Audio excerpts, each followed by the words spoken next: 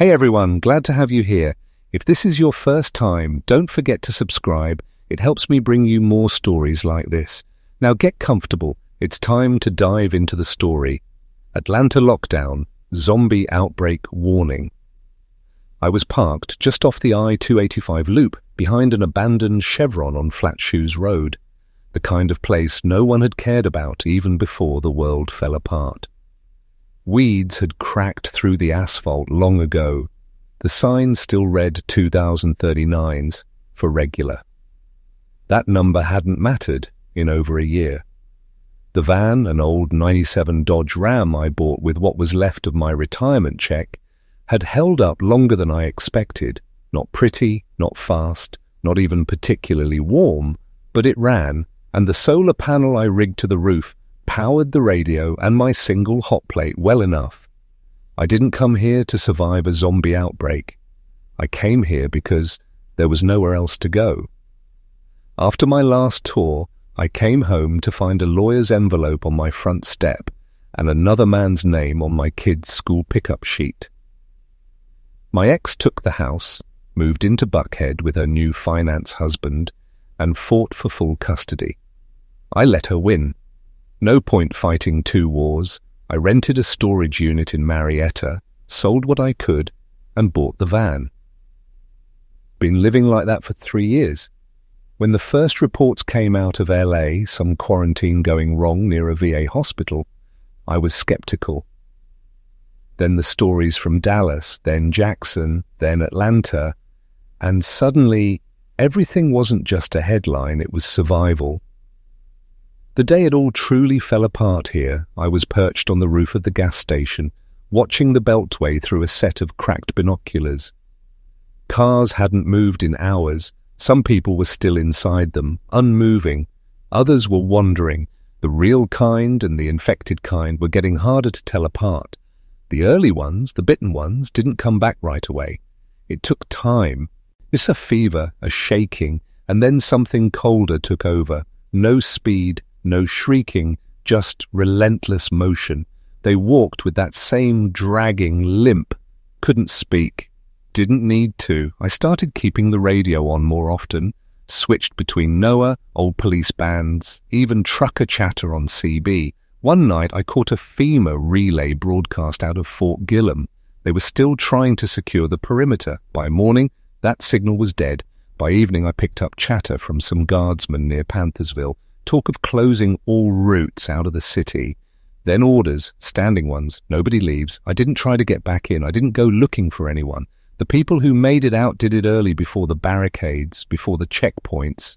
I knew better. In war, hesitation gets you killed. In this, it got you turned. My van was hidden from the road by an overgrown embankment and 2 rusted-out sedans. I wrapped the windows in foil and black duct tape to keep the light in. Rigged a PVC pipe into a water catchment system off the station's old awning. Days were hot, nights freezing. Every few days I'd make a run, always at dawn. Less risk of seeing anyone, human or not. One morning I watched a woman crawl out of a smashed Corolla on the access road. Her legs were broken bad, pinned under the dash. She screamed for hours, no one came. I didn't either. I couldn't. The infected don't scream. That's how you know who's left. When her voice finally stopped, I waited until dark to check. She was gone. Just a smear of blood and drag marks down the road. No sign of the body. I stopped checking after that.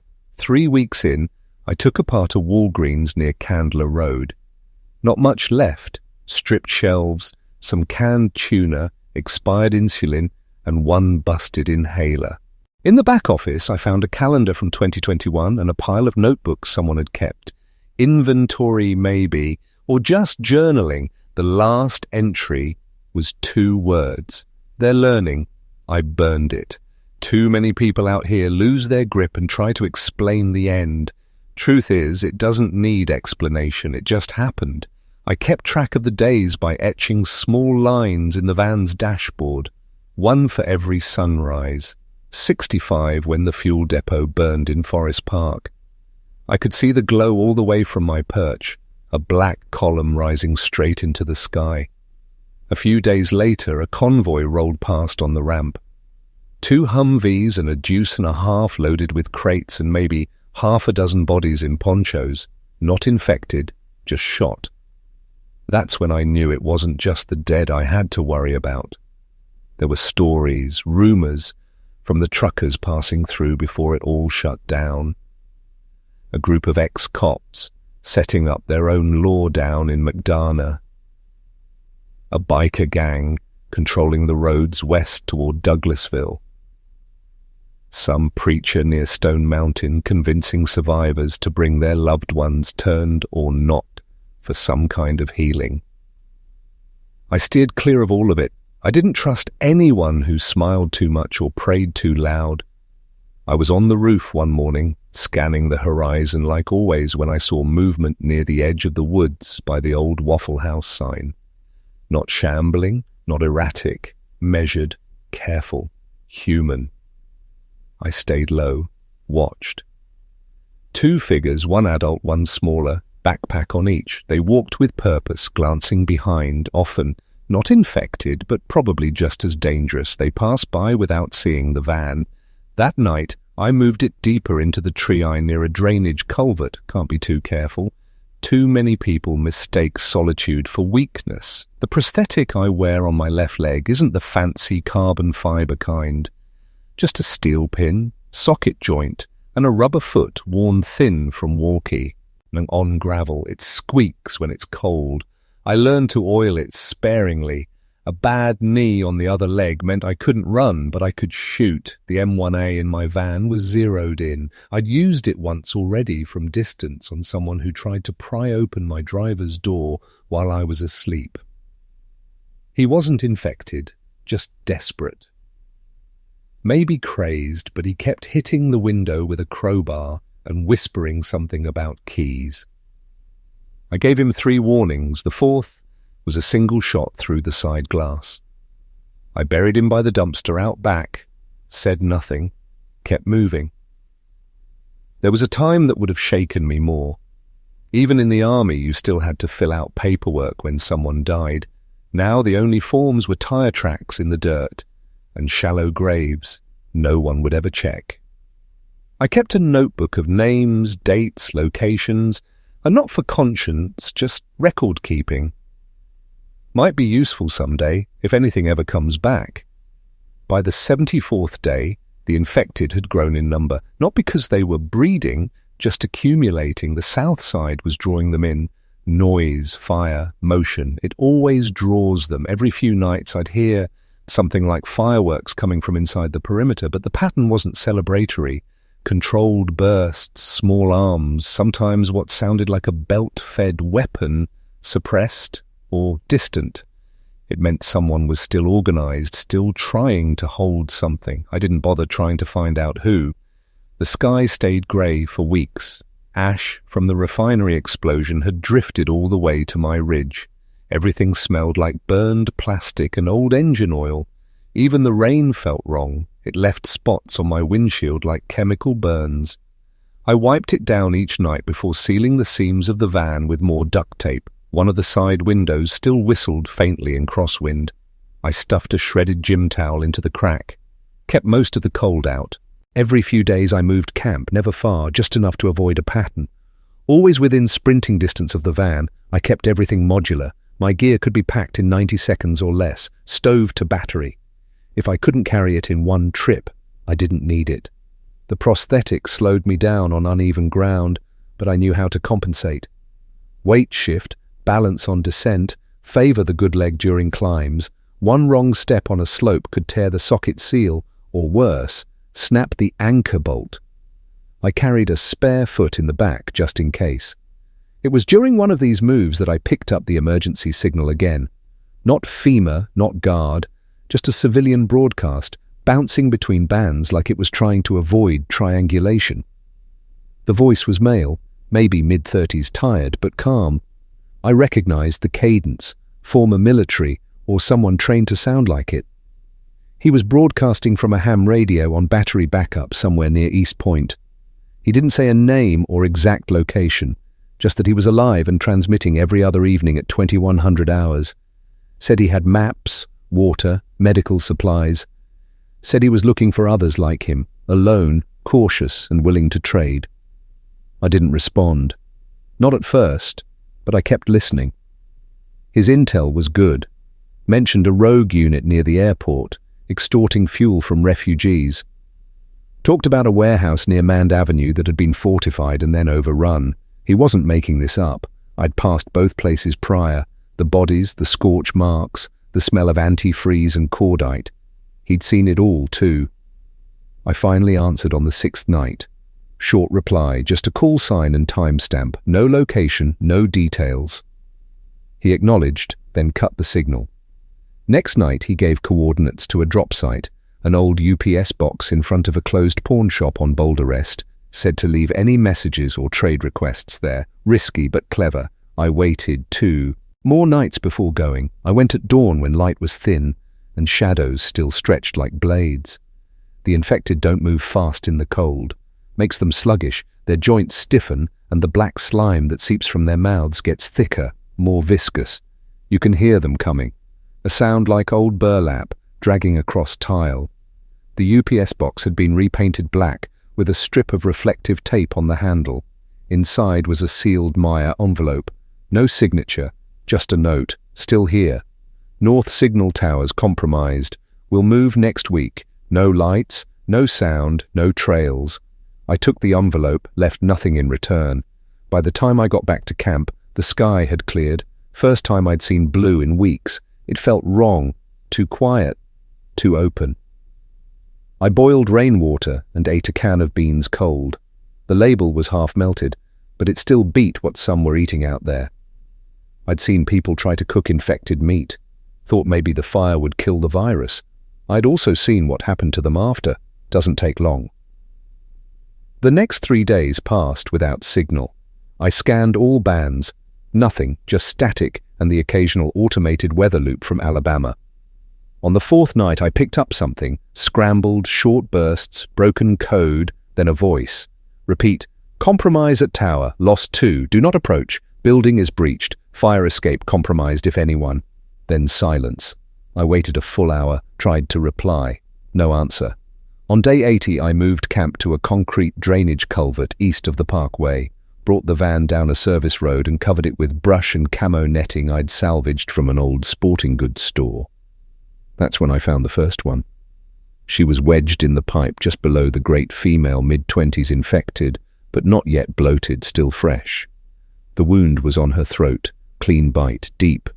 Her mouth was open, dry, and I could see the congealed black mass under her tongue. No ID, no wallet, just a silver necklace with a cracked charm that read Kiana. I dragged her into the ditch and set her on fire. It takes longer than you'd think. The smell is worse than anything from the war. Flesh and rot and hair and old perfume. I watched until only bone remained, then scattered the ashes and moved upstream. People talk about how the infected are monsters. That's true, but not in the way they think. The real horror isn't that they kill. It's that they keep moving afterward. No pain, no memory, no hesitation, just motion. That's what makes them terrifying. You can shoot them, trap them, burn them, and if even one limb still works, it'll crawl toward you without eyes or skin. I've seen one with its entire lower half missing pull itself forward with a broken arm. It didn't know why. It just did. That sort of relentlessness stays with you. You start planning everything in escape windows. Not whether something's safe, but whether you can get out fast enough when it's not. I had 4 different routes memorized for every camp spot I rotated through.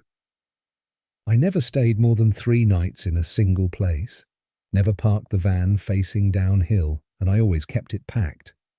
I could be rolling in under 2 minutes from the moment my boots hit dirt. After the marks on the window, I moved out fast. Didn't even wait for first light. Headed south through side streets half swallowed by kudzu and collapsed sheds. Took the van under an overpass near a creek bed I'd used once during a flash flood season.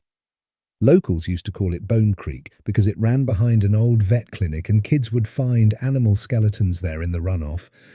Now it was mostly just a muddy stretch of trash and silence.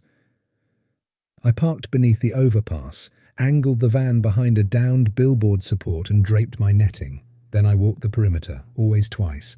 First lap for Trey. Snares, tripwires, anything human. Second lap for signs of infected, broken brush, smeared fluids, the sour, chemical smell that always followed them.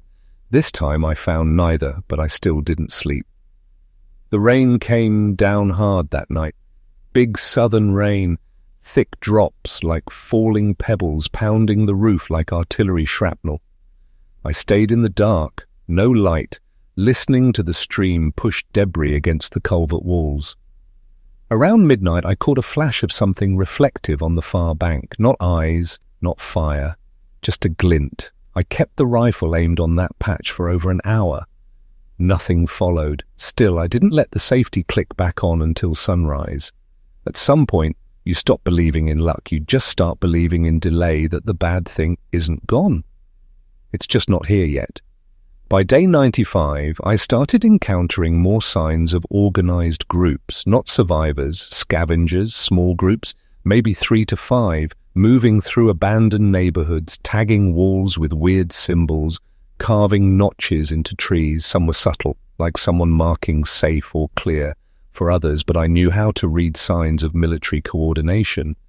Some of those marks weren't messages, they were claims, territory, paths, extraction lanes. Once I came across an old charter school near Panthersville Road, banners still hung on the chain-link fence, faded red and gold, with waterlogged art projects still pinned to the hallway walls. It should have been ransacked, but instead the doors were all intact, barricaded from the inside. I counted boot prints around the side entrance.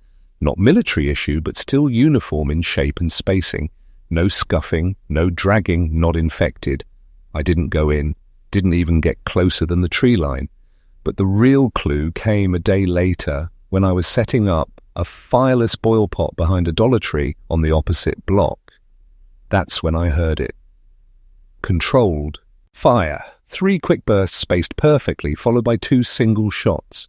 The kind of rhythm you only hear from someone who knows what they're doing. I didn't hear screams. I didn't hear infected, just gunfire and silence. I marked the time, logged the location, moved east. The road past Constitution Lakes was flooded and torn. Cracked pavement and downed signs led into a mess of debris and rust.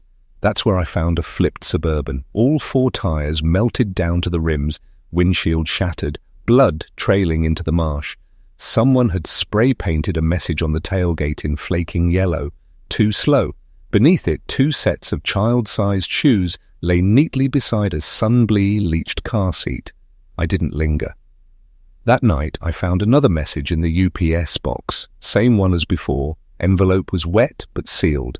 Inside, a photo and a note. The photo showed a man, early 40s, short beard with a portable antenna rig behind him. Looked like a rooftop, possibly industrial. The note just said, "Chatty yards, meet point 12 days, rooftop access, east stairwell, clean." That was the closest thing to an invitation I'd had in months, and I didn't trust it one bit. I camped 2 mi from the site, spent 3 days observing through an old telescope I'd salvaged from a pawn shop years ago.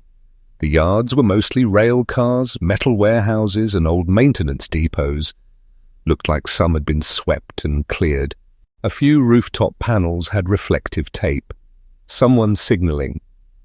At night, I saw faint glows, not open flame, red light, tactical. Someone inside was using filtered lamps or headgear. Discipline, structure, not random survivors. On the 12th day, I approached at dawn. The streets were slick and black from rain. The air was heavy with sulfur and mold. I moved slow, staying low, eyes always moving. Nothing on the ground level, no infected, no signs of ambush. The east stairwell was unblocked. But something about the scene put me on edge. It was too clean. No clutter, no blood, no bodies, just silence. I didn't go up. I walked past, circled once. Came back around 30 minutes later, still quiet. Then I saw it. A trail of dried fluid, running from the second-floor window, hidden behind a drain pipe. Looked like water at first, but it had a slickness to it. A dark sheen. Infection runoff. I knew it well. Someone had been hit. Recently, possibly inside. I left a note instead. Taped it to the side of the van I'd scouted with earlier. Still alive, not safe. Will contact again. No name, no promise, just confirmation. I moved again that night. I could feel something shifting. 2 nights later, I had my closest call yet. I was camped near a bus depot on Constitution Road, sleeping in the front seat with my hand on the pistol when the van shook. Not hard, just enough to wake me. Then again, heavier, closer, a sound like dragging gravel. Not many things make that sound at that time of night. I reached for the rear-view mirror and adjusted it. That's when I saw the reflection. 4 infected, all men. 1 missing an arm. Another had a melted face, probably fire damage. They weren't attacking, not yet, just standing. 1 leaned on the hood of a wrecked Camry, mouth hanging open like it was listening, not sniffing, not groaning, just waiting. I didn't breathe, not because I was afraid they'd hear it. I didn't breathe because I was afraid I'd move. Even the smallest twitch could be enough. A twitch, a blink, a shadow falling wrong across the glass. They didn't lunge. They didn't pound on the van. They just stood still. I watched them for hours through the sliver of windshield I kept uncovered. At some point, one of them dropped to its knees like a puppet with cut strings. The rest followed it into the street, slow, twitchy, aimless. Eventually, the sounds of the city, the faint whistle of wind through busted gutters, a distant car alarm, still screaming into the void, pulled them away. I waited another hour after that before moving. Even then I didn't drive off. I crawled out through the back, inch by inch, with the M1A shouldered and finger ready. I swept the area, then checked the undercarriage of the van. Nothing, but I did find something new, bits of brown thread and plastic fibers stuck to a nearby branch. Someone had been there, not infected, human watching maybe or luring. I didn't find prints, but I knew what I was looking at. This wasn't chance, it was pressure. Someone wanted me on the move, so I moved. I kept west along the perimeter of Gresham Park, then turned north up Moorland, looping through side roads until I found the edge of a place I'd been putting off for too long, a regional distribution centre. A massive wholesale warehouse that once served half the city's grocery stores. Big building, fenced perimeter, loading bays, caved-in roofs in some places, other parts still intact. The last time I'd sculpted from a distance, it had looked too hot. Too much motion, too many shadows, but now I was running low. The last of my clean water was gone, and the canned food I'd stored had started swelling at the seams, botulism waiting to happen. I pulled the van back into a shaded rail line about 500 pounds south of the warehouse lot. From there I hoofed it on foot, dragging my gear behind in a canvas cart. Moving like that was slow. The prosthesis had held up, but the socket liner had worn thin from heat and sweat, and I could feel bone grinding on steel with every other step. I paused behind a burned-out Semic and scoped the lot. Nothing moved, no moans, no pacing shadows, no distant echoes. Stillness wasn't comfort, it was a warning. I stayed low and skirted the fence until I found a breach. A cargo truck had slammed through years ago, taking out a 20-foot stretch of chain link and leaving behind a gaping access point. I slipped through, pulling the cart with one hand, rifle in the other. Inside, the place smelled like mildew and old grease. Thousands of square feet of shelving, many already stripped bare. But some deeper aisles still had sealed crates, pallets of rice, medical gloves, plastic-wrapped boxes labelled N95, and thermal soup mix. Jackpot. I cracked one open and tasted the soup powder raw, bland, gritty, but edible. I stacked what I could carry in the cart and began my exit, heart pacing out timing in my head. 7 minutes in, 5 out. Always under 10 total. That's when I heard it. A faint knock, then a shuffle, then another. It didn't come from behind, it came from above. I looked up into the loading dock catwalks and saw them. Dozens, maybe hundreds. Faces slack, jaws loose, shirts torn, blood-caked arms hanging over rails like meat hung to dry. They hadn't moaned, hadn't moved, just stared, or something like it. I didn't think. I ran. The cart flipped before I made it past the main aisle. Supplies flew everywhere. Rice bags, soup packets, a half box of vitamins, no time. I left it and bolted. My boots pounding the concrete in measured, desperate cadence. That was when the sound hit me.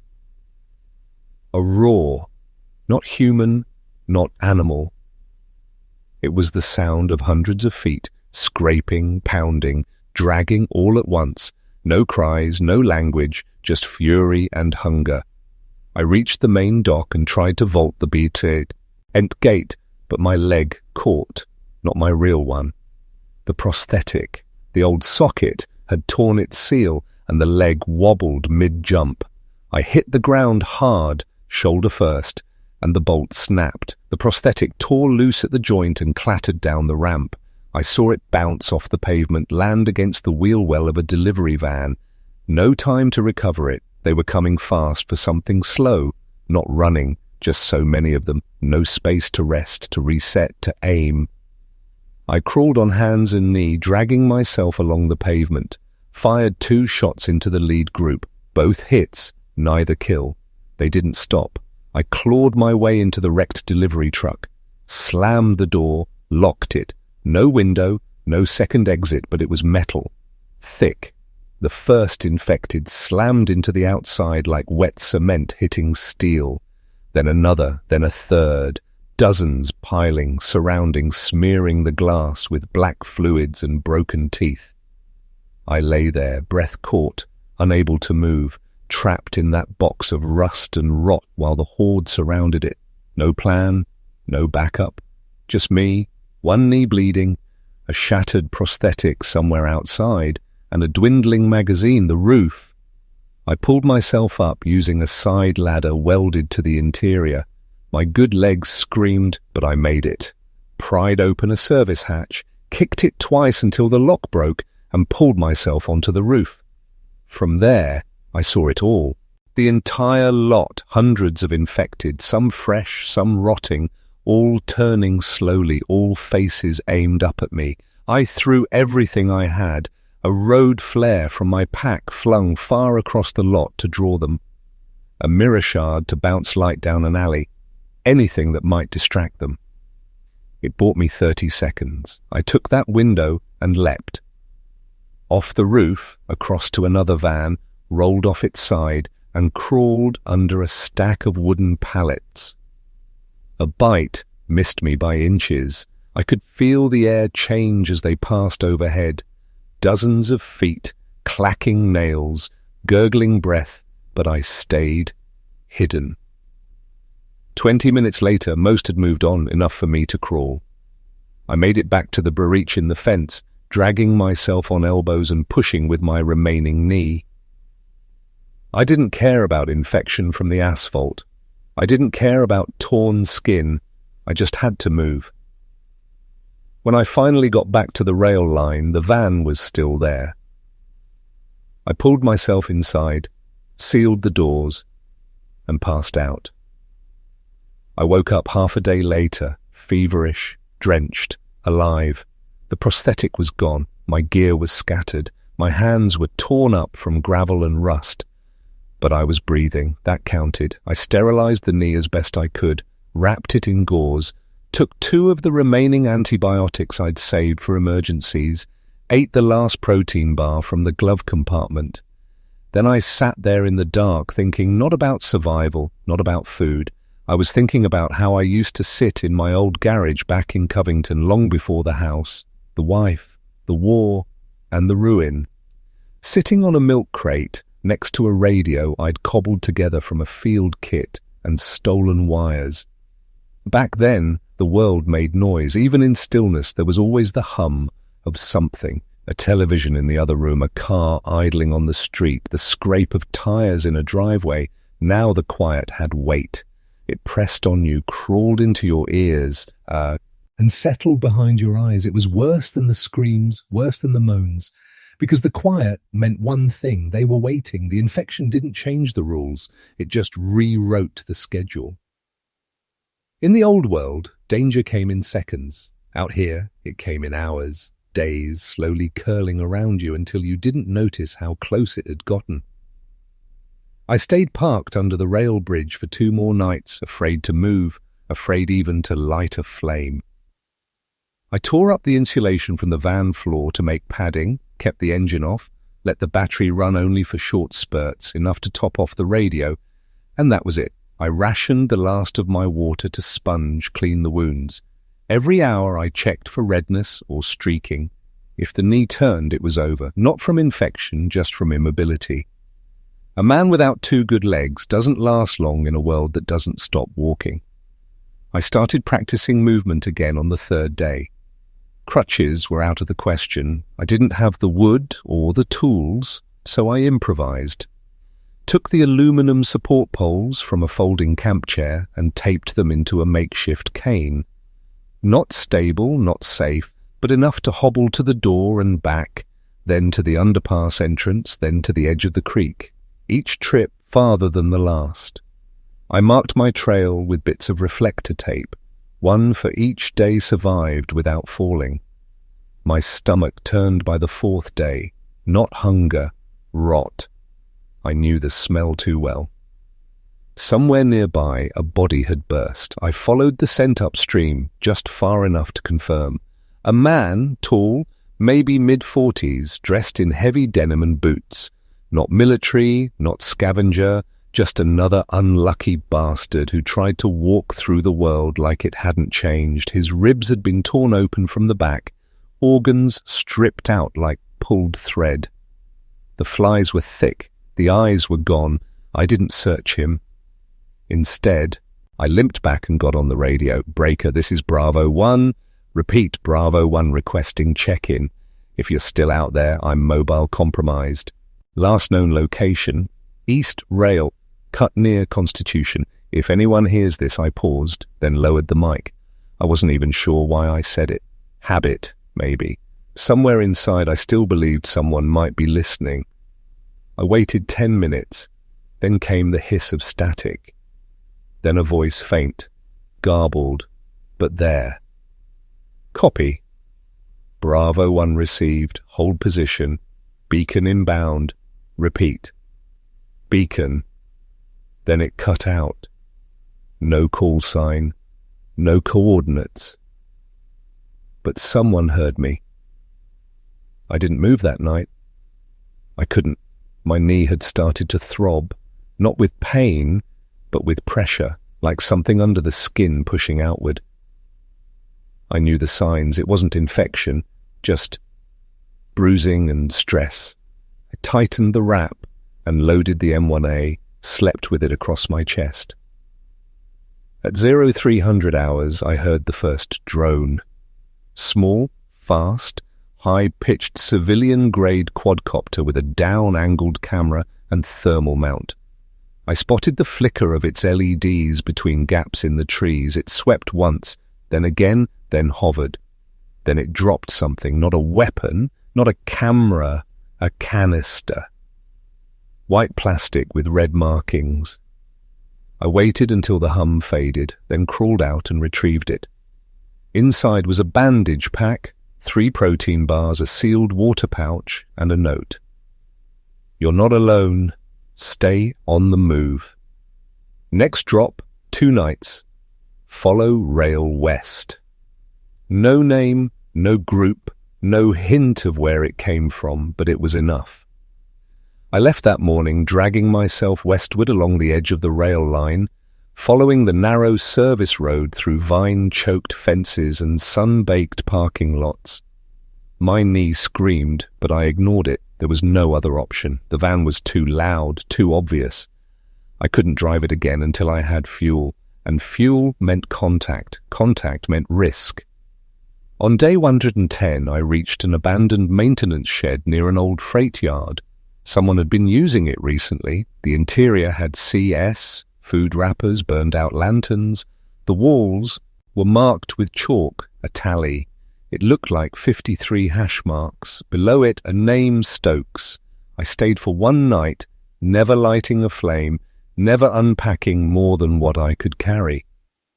The next day, I found the trail.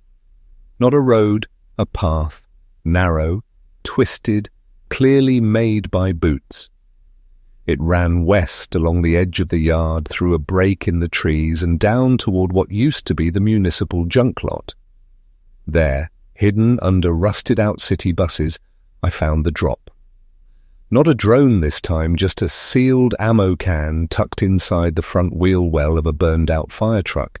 Inside, fuel tablets, 2 sealed pouches of dehydrated soup, and a worn field guide. Army issue, the kind we used to keep in our packs during recon. No writing, no notes, just one mark made in ink on the page about urban escape routes. A circle downtown Atlanta Civic Center. I stared at it for hours, thought about what was down there, the high-rises, the carouses, the old rail lines that ran beneath the streets like veins. I knew the area, knew the risks. Downtown Atlanta wasn't just dangerous because of the infected. It was the density, the verticality, dozens of places where visibility dropped to zero, multi-level parking garages, crumbling stairwells, elevator shafts open like empty graves, and the underground, a maze of storm drains, freight corridors, old maintenance tunnels that had once fed gear and personnel for mid-century government offices and the CDC annex. Half of it was undocumented. The other half was filled with dead ends and gas pockets that could drop you in seconds. Not to mention whatever had moved in over the past 100-plus days. But if someone was still down there, still coordinating drops, still monitoring, then they had infrastructure, power, radios, maybe even a safe zone, a real one, not just the myth every desperate survivor clung to. I didn't go right away. I spent the next 3 days prepping. The first step was fuel. I doubled back to the freight yard and found an old tanker that hadn't been fully drained. Took hours to rig a siphon from the drainage hose, then another hour filtering out rust and debris through strips of my own shirt. I lost half of it in the process, but the rest was clean enough to run. Barely. The van groaned when I started it. The left rear shock was completely shot and one of the tires had dry rot along the rim. But I wasn't aiming for speed, just distance. I loaded what I had left. 4 sealed rations, a jerry can of treated water, 2 handguns, a folding knife, and the M1A. My ammo was down to 12 rounds total, and 3 were mismatched. Bent lips, suspect powder, but I had made worse shots with less. I spent a long moment in the driver's seat, fingers on the wheel, thinking about the house I used to own with the red door and the creaky porch swing that scared the hell out of me during storms. About the backyard I mowed every Sunday morning while my kids watched cartoons with cereal sticky fingers. About the woman who'd stood beside me during 2 deployments only to vanish with a lawyer's signature and a new zip code. Then I turned the key. I reached the outskirts of downtown by dusk, running slow and quiet down the back end of Edgewood, past skeletons of shuttered restaurants and hollow apartment towers. The van coughed every quarter mile but held. The roads were mostly clear. No traffic, no barricades, just a carpet of bones and blackened rubber. I parked behind a collapsed Rite Aid on Pine Street and covered the van with a thermal blanket and a bent stop sign I'd rigged with rope. The Civic Center was 6 blocks west. I went on foot. Knee still wrapped, balance still off, but I moved. The buildings leaned in like they were listening. Glass shattered beneath each step. Trash blew between alleyways like whispered warnings. I kept to the middle of the road, flashlight low, only checking corners when I heard movement. Twice I passed bodies that didn't move. Once I passed one that did, but it wasn't infected. Just a man in a windbreaker with a rusted pistol clenched in his lap. He didn't blink, didn't speak, just watched me go. I didn't stop. I didn't look back. The civic centre was half collapsed with the front atrium caved in and moss growing along the walls like camouflage. Someone had written, "No entry tunnels hot," in black spray paint across the main stairwell. I circled to the rear loading bay, climbed over a rusted scaffold, and found the service entrance. The gate had been welded open. Inside it was pitch black. Dust filled the air like fog. Every breath felt like swallowing paper. I moved through the back corridors, checking every corner, every ceiling. Rats skittered through overhead vents. At one point, I passed a makeshift checkpoint. Sandbags, tarps, shell casings, and the remnants of something once organized, but it had been abandoned for months. I found the entrance to the tunnels behind a false panel in what used to be the stage prep room. A narrow stairwell dropped into darkness. I tested each step. Most held. At the bottom, the corridor widened. 2 full lanes of concrete with rusted pipes overhead and a breeze that carried the sharp sting of metal and mildew and a light, dim red, barely visible, but pulsing. I followed it. The tunnel bent left, then right, then forked. One path flooded, the other lined with cables. I took the latter, dragging my weight against the wall until I reached a door marked Data Relay 03A. The lock had been melted. The hinges had been hammered out. Someone wanted in or out. Inside was a control room, dead screens, a toppled server rack, and in the far corner behind a cracked plexiglass panel, a makeshift transmitter, still powered, still blinking. Next to it, a chair, and in the chair, a body, male, maybe late 30s, face gaunt, dead at least a week. No wounds, no blood, just still. In his lap was a journal. I opened it. Inside were logs, radio frequencies, timestamps, notes, drops sent, drops failed. Contact made with 5 survivors, 3 confirmed dead, 1 vanished. 1, me, marked as high-functioning, cautious, pattern-based movement.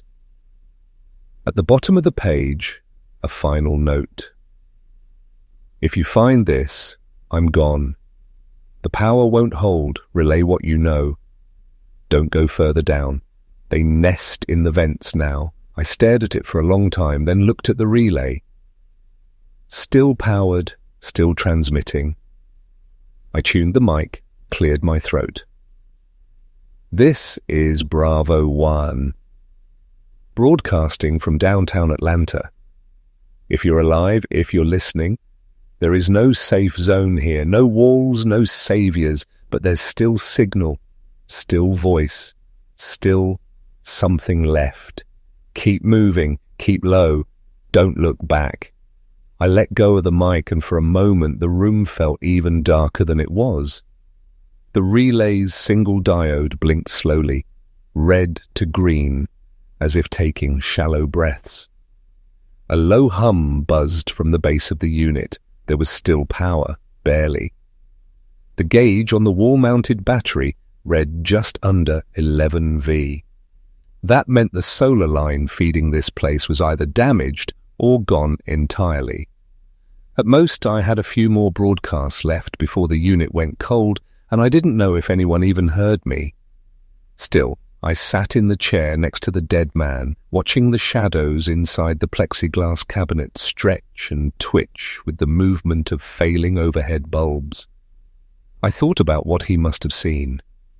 What made him stay this deep in the ground when it all fell apart? Maybe he'd believed in something bigger, a network, a cause. Or maybe it was just a good hiding spot that held out longer than the others. I didn't touch his body. I just slid the chair gently back from the console and let him rest in silence. Then I opened the battery casing and checked the backup cells. 2 of the lithium packs were bloated, leaking from the seams, and a third had already dropped below threshold, but one was stable.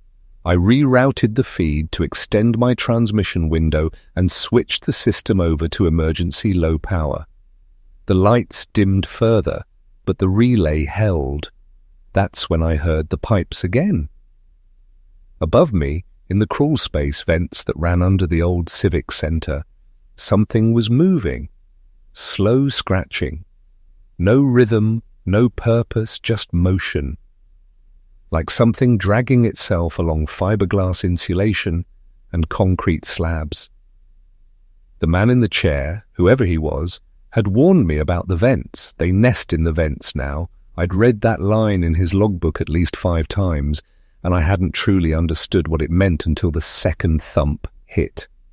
Not loud, just wrong. Too heavy for a rat, too slow for a person, but too deliberate to be debris. I pulled the M1A closer and back toward the hall, staying low, careful not to brush any loose metal. I followed the same path I'd come in from, the bent corridor, the fuse box room, the narrow descent through exposed tile and failed drywall. Every footfall echoed like thunder. Every breath drew dust so thick it coated the inside of my throat. And then I saw it. The grate ahead, one I hadn't noticed on the way in, was slightly ajar, not from age or force, but from something that had pushed it open. From the inside I froze, waited. Behind it, something shifted. At first I thought it was a face, pale, glazed over, mouth ajar. But it wasn't looking at me. It wasn't seeing, just existing, motionless, until a hand gripped the edge of the metal frame. Its fingers were bloodless and cracked, bones poking through the knuckles like snapped wires. I backed up slowly, carefully. The tunnel behind me opened toward a serviced stairwell with a rusted fire exit. My goal was to reach the street. I could move again. I'd done it before. But that hand wasn't alone. 2 more shapes appeared behind it. Shoulders cloaked in rags and dust brushed the vent edges. One dropped to its knees, pulling itself through, chin dragging on the metal lip like a puppet with strings cut. No noise, no growl, just motion. They were crawling. I turned and moved fast as I could. Weight on the cane, rifle ready. Didn't shoot, didn't speak, just moved. The corridor narrowed. Lights flickered. The stairwell opened ahead like a mouth. I reached it just as the first fingers gripped the frame behind me. I didn't look back. Not this time. Up the stairs, 1 level, then 2. At the top, a door that had been bent inward at the hinge. I kicked it. Nothing again. It gave just enough to wedge myself through. I emerged into the back of the Civic Sense derelict orchestra pit. The ceiling half collapsed, moonlight cutting through broken beams like prison bars. I limped past rows of dust-choked seats and onto the main floor where puddles of rainwater glistened like oil. There were more now, standing silent at the edge of the hall, not rushing, just waiting. They knew the sound, my sound. I raised the rifle and fired once, clean through the frontmost one's skull. It dropped without protest. The others didn't flinch, didn't respond. I didn't waste another bullet. I made it out through a side exit I hadn't seen before. Probably a maintenance corridor. The van was 2 blocks north, hidden under steel and shade. I kept moving, half running, half dragging the weight of my leg, soaked in filth and sweat. I passed the body in the windbreaker again. This time, he looked at me. He didn't move, just whispered something under his breath. I couldn't make it out, didn't stop to ask. I reached the van and yanked the side door open, slid in, slammed it shut, and pulled the lock. I say, been there for what felt like hours. Outside, something scratched against the metal siding once, then nothing. I waited 3 more days before leaving downtown. Spent one of them fixing the van's coolant line using a bent hanger and a strip of heat tape I'd salvaged from the Civic Sense relay room. I didn't go back down, I knew better, but I wired the radio to the van's own battery and switched it to broadcast once every 12 hours. Just a loop. This is Bravo 1, no safe zone, but signals still live. We're still here. Keep moving. Then I turned west, not because I knew what was there, but because I'd heard something else in the relay logs, a name scratched into the side of the unit. Silo 12, no address, no map, but a direction. West. That was enough. That's all we ever have anymore. Directions without destinations, ghost stories, wearing numbers. I left just before dawn, packing only what I could carry and what I trusted to kill. The van rattled like it was dying, and I knew it wouldn't survive another return trip. But neither would I. Not after what Atlanta took from me. I was down to 6 rifle rounds, 1/2 mag for the Glock, and a serrated boot knife with a chipped tip. My left knee had turned to concrete under the bandages, useless for running, barely tolerable for walking. I still moved slow, leaning on a bent steel rod I'd filed into a cane. I crossed through Chattahoochee Hills on day 132, a no-man's land of burned trailers, splintered water towers, and hollowed-out neighborhoods that used to hum with backyard dogs and children's bikes. Now it was just dirt and wind and silence that followed you too long. I took shelter in the shell of a church that night, pews overturned, pulpit smashed, stained glass warped by heat. Someone had tried to hole up here months ago. Their remains were still against the far wall, torn clothes, blackened bones, claw marks across the floor, like they'd tried to crawl away after it happened.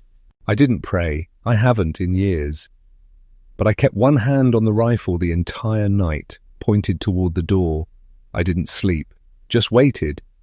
By midday, I found it. An unmarked path cut through a pine grove lined with old plastic ribbons and rusted nails hammered into the trunks. Markers, maybe, or warnings. I followed it anyway. The air changed as I moved west, grew heavier, quieter. Even the flies were gone. That's when I saw them. 7 men standing in a loose crescent along the trail, shoulders square, weapons ready, no warning, no demands. They'd been waiting. They weren't infected. Worse, they were scavengers, killers, survivors with nothing left to lose and no reason left to lie. One of them stepped forward, a tall one, dark beard, leather coat spotted with dried blood and duct tape. He didn't raise his weapon. He didn't need to. "Drop the rifle," he said. Flat, cold, like he'd said it 100 times before. I didn't answer. I just looked at the others. Shotguns, machetes, a .22 that looked older than me, and one girl, barely 20, holding a knife too big for her hand. Her eyes weren't dead. Not yet. But they would be soon if she kept their company. I knew I wasn't getting past them talking, so I shot the tall one through the throat. He fell without a sound.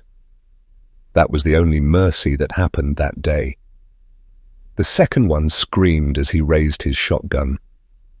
I dropped low, squeezed 2 rounds. One missed, the other caught him in the ribs. He spun and fell, howling, still alive. The others moved fast, too fast. The third rushed me with a tire iron. I took the hit across the shoulder, rolled into the brush and fired upward. Caught him in the chin. He collapsed, head split, like a dropped melon. The fourth grabbed my arm and drove a blade into my side, 3 in deep, low, just under the ribs. I shot him in the stomach. Twice he kept standing.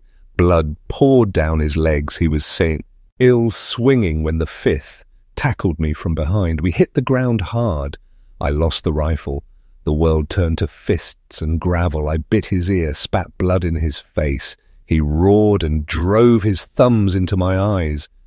I reached for my sidearm, found it under me, fired once through his neck. He slumped forward. His blood soaked through my coat. The sixth one ran.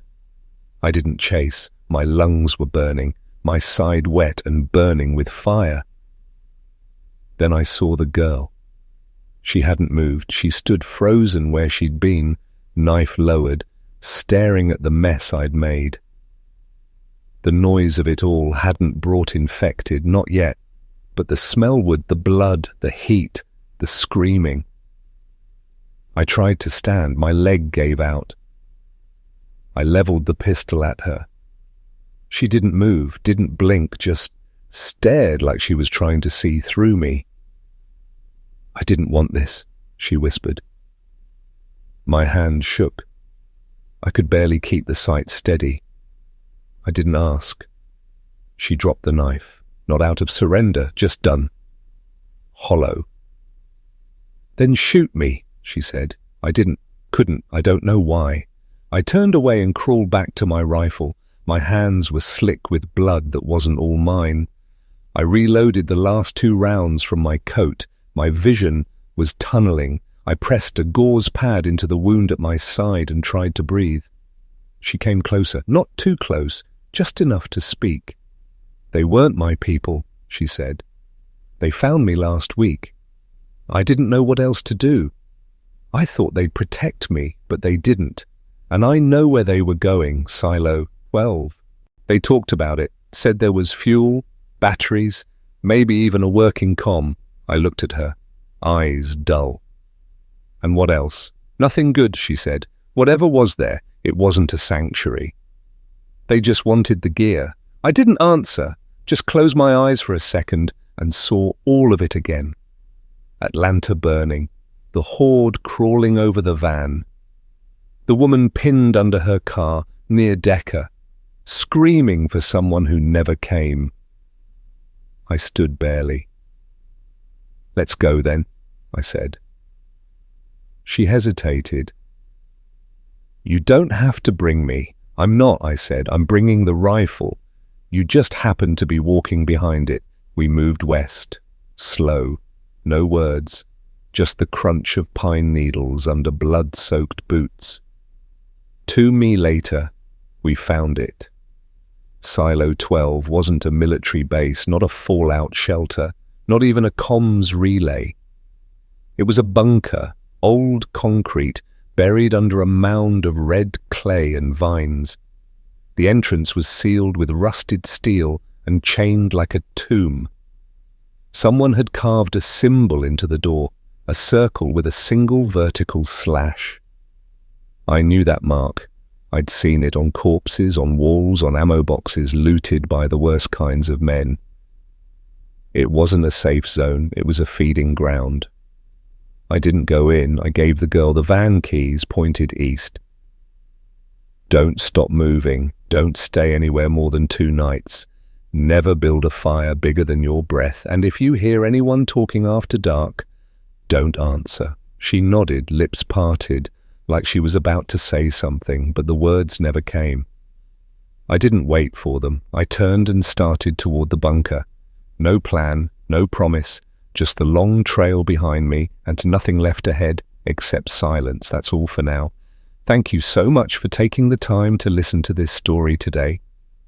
Hoping to see you all again very soon. Till then, sweet dreams.